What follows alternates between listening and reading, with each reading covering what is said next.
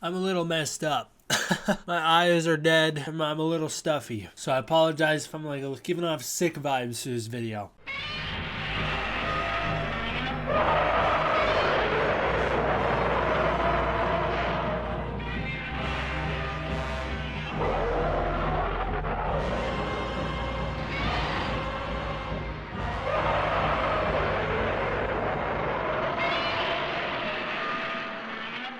What's up, everybody? Dude back. Welcome to a brand new video, and today we're going to be doing a Godzilla vs. Kong TV spot breakdown. I did a poll. You guys wanted this to be one video, so it'll be one video. We're going to speedrun breakdown the first 4 Godzilla vs. Kong TV spots. I can't believe that they're actually coming out. It's just crazy. It's about time. It's funny, right after I posted my last video, I said, I think Warner is probably going to release like a little 10-second teaser or so to hype up the Godzilla vs. Kong trailer that's going to come out. And then, bam! They hit us with 4 TV spots. That same moment, it was nuts.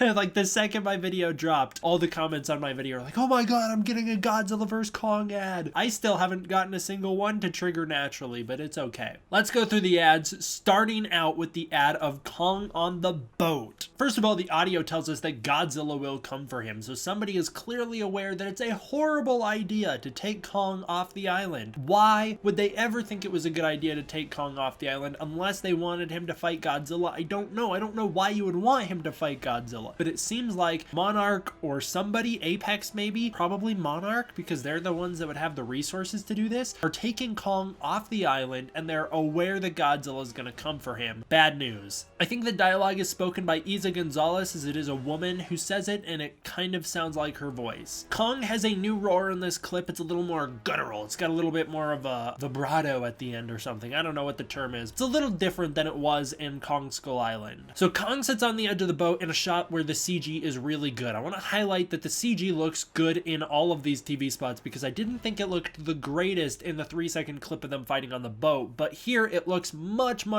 better, so I'm very impressed with it here. I think Kong's looking for Godzilla. He can clearly sense an alpha titan is coming towards him, or just a titan is headed his way, so he's watching into the ocean waiting for it. Bad news, Kong, you're not getting out of this one as clean as you did before. Pay attention to the chain on Kong's neck. It is actually a collar, as many people suggested that it was in the original clips. There are 3 green vials on the back of it. Now, I don't know what these do, but I have a couple theories on what they could do. They could either sedate him, they could juice him up, get him stronger. It could be genetic manipulation. Maybe they're pumping him with Ghidorah DNA. It could be used to try and control him on some level. It could pacify him, as we see in another clip we'll talk about later. He is much more passive than you would expect him to be, considering he's chained up. Because I think Kong can easily break out if he wants to, and he's choosing not to. Yeah, I guess it could pacify him, and it could also be a failsafe. It could be poison ready to kill him, just in case. If you notice, his neck and hands are in chains, and clearly he's gonna break out of these chains before he gets into the little punching match with Godzilla on the ship, because he's not in chains in that shot. So he's obviously gonna break out at some point, and it would make sense. These obviously aren't gonna be able to hold him. He's like 400 feet tall. It's nuts. It's crazy that they could even get him in this position in the first place. Obviously, you know, it goes without stating that Kong wakes up, so it's not gonna keep him asleep or anything. He's awake and alert in this shot. He's got a nice beard here. I really like the beard. And then Kong roars at Godzilla as he sees him. He's angry, so he's able to get angry, which is why I don't think it necessarily sedates him, but he's able to get angry. Godzilla erupts out of the water. It's sort of like a sneak attack. It's a bit of a warning shot, if I had to guess, because Godzilla collides with the boat rather than Kong. I think Godzilla could have lined it up better to hit Kong if he wanted to, so I think Godzilla is intentionally sparing Kong here, similar to the vertical jumps made by crocodiles. There's a theory that Kong might have to abandon ship. He's either going to get knocked off of it, or he's going to have to jump off of this one as it sinks due to Godzilla's collision course. The reason I think this is because the ship Kong is on appears to be a smaller cargo ship, probably meant to transport him specifically. He's gonna have to wind up on that aircraft carrier at some point, and that might explain the burning ship in the foreground of the aircraft carrier shot if Kong is kind of leaping from ship to ship trying to get away from Godzilla, because he's obviously in the middle of the ocean. Not a good spot for Kong to be out fighting Godzilla. I don't think he's chained down on the aircraft carrier. It looks like a different type of cargo ship. Kong also appears to be leaning over the side of the ship rather than the front or back of it. I don't know which side, but he's leaning over the side of it, and he looks to take up a lot of space on there, which is why I think it's a small smaller boat than the one we see in the other shot with the aircraft carrier. Also, if you look in the background of this shot, you can see there are other ships around Kong, so he can clearly go to the other ships if he needs to, assuming they're big enough to hold him. There's also a new Godzilla vs. Kong logo that appears through all these TV spots. It is the same font, but it's kind of a moonlight-esque texture. I really like it. It gives me hope that we'll get some moonlight-inspired shots. I'm a big fan of moonlight silhouette shots, so I hope we get something like that in Godzilla vs. Kong, and of course, trailer coming 1/24. We are all very excited for that. Moving on to the next TV spot. This is the big one. This is the one that everybody is really talking about. It starts out in what has been identified as Miami, Florida. It's on a beach with lots of rubble on the shore, so clearly something has happened at ocean. This could be the aftermath of the aircraft carrier fight. Who knows? Maybe lots of ships have been sunk and are washing up parts on the shore. I don't think so, because that most likely takes place in the South Pacific near Skull Island, whereas this is on the Atlantic coast. Lots of military tents and people are seen with lots of Monarch symbols. This might be Monarch and the military setting up a refugee camp post outside the city after an attack in order to help civilians and survivors and victims, sort of like what we saw in Hawaii in Godzilla 2014. If you look in the background, we see a city. It must be Miami, according to what people have said, with something in the skyline. Now, this could be a hurricane like the ones Ghidorah caused. Could be a flashback, doubt it. Could be tornadoes touching down all over the place in some sort of crazy Ghidorah-esque storm. But I think it's a burning city. This is the aftermath of some sort of monster attack. There are plumes of smoke coming from the buildings themselves, leading up into the sky. I suppose it could be an attack by Nozuki or the Warbat or the giant snake monster, for those of you who don't know. Suppose it could be an attack by that, or it could be Godzilla who did it. I don't know who did it, but it looks like the city has been attacked. I doubt it will be a Godzilla vs. Kong fight in the city. I don't think they're going to fight on that coast. Madison Russell and Julian Dennison drive around. They're going on a little buddy adventure together. Oh boy. Madison Russell isn't looking too edgelord, which is good news for those of us who are worried that she would be. They're in Florida driving around. You can see the palm trees around them, and they're driving one of the Storm Chaser vans that we know comes from Florida that we saw during filming. They're clearly in a rush, but I'm not sure where they're headed. They might be trying to catch up to Monarch so that they can stow away to get into the main plot, because I don't think they would want to bring kids into danger. Maybe they're following Apex people, or they're trying to get to the Monarch station from the last shot. Madison does yell at Julian Dennison. Could be a callback to Emma Russell's line to Mark Russell. We have a shot of Kong looking so goddamn badass. He looks great here. CGI is so good. It's perfect here. This shot is very reminiscent of some shots from Kong Skull Island, clearly showing that it's the same design. Some people thought he was going to have a radical redesign. It's the same design, so it's just a little bit tweaked. There is smoke behind Kong, and the skyline appears to line up with the shots of the aircraft carrier, so I think this is during that sequence. Godzilla crashes onto the aircraft carrier in a very non-graceful landing.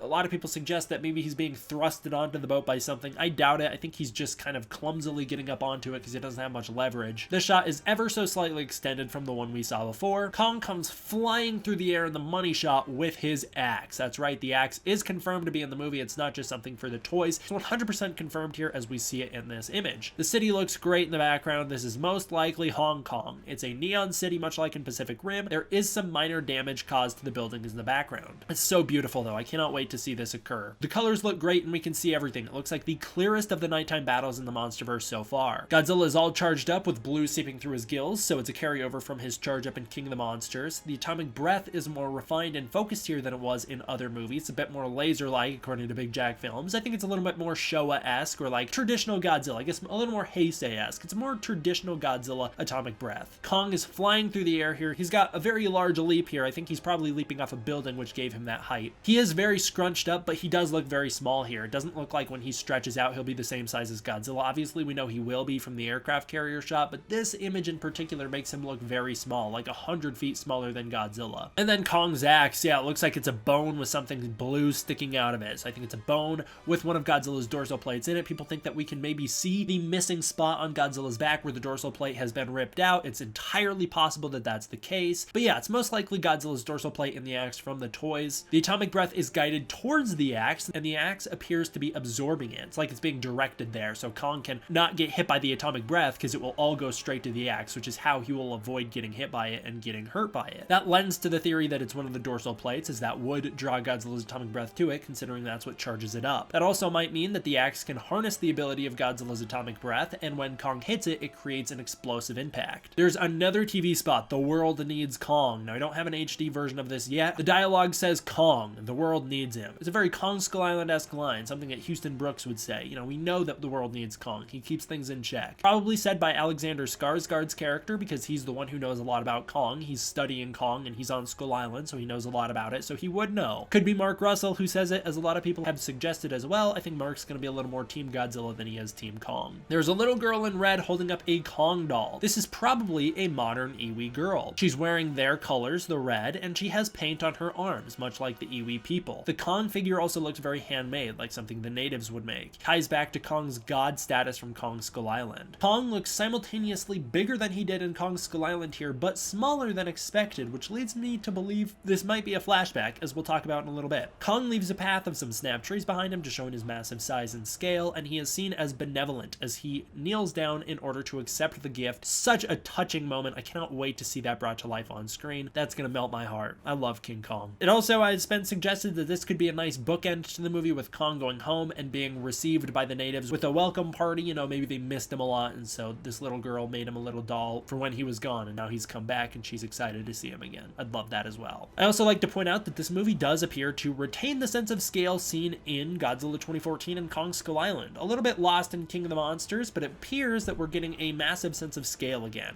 The final TV spot is Kong's connection, and it's beautiful. Oh my god, this is my favorite one so far. Also, notice that the TV spots seem to be centered around Kong a lot. I think they're gonna hide Godzilla throughout the trailers, and then he'll be a little bit more involved with the movie. That'd just be my guess, but we do know the movie does focus more on Godzilla than Kong because Adam Wingard has said so. Kong is clearly living proof of coexistence with the Titans here. A woman in a red cloak points up to a massive silhouette which reaches out to her with a finger extended. That is Kong, of course. The shot seems semi-reminiscent of Ling's shot as she watched Mothra hatch. The blue coloring with the rain as a girl watches a Titan, it's all very similar to that. The framing is also pretty similar. It's a beautiful moment. Kong is chained down on the boat, reaching out towards the girl in this moment of connection. Probably he's feeling very sad here. Very touching. Kong also seems very calm. You know, he's sitting on his knees with chains on his ankles, wrists, and neck. He doesn't appear to be fighting this much. The chains are fed into a massive coil. Kong is surrounded by blue light, and a blue beam shines down upon him. So I think there's obviously blue LED lights on the ground, but I think it's a moonlit shot. I think that's what we're seeing coming from the sky. I don't think it's like a light on the boat or whatever. The girl Kong reaches out towards, he dwarfs her. She is so small compared to him. She's like a little speck compared to him, just giving us a massive sense of how much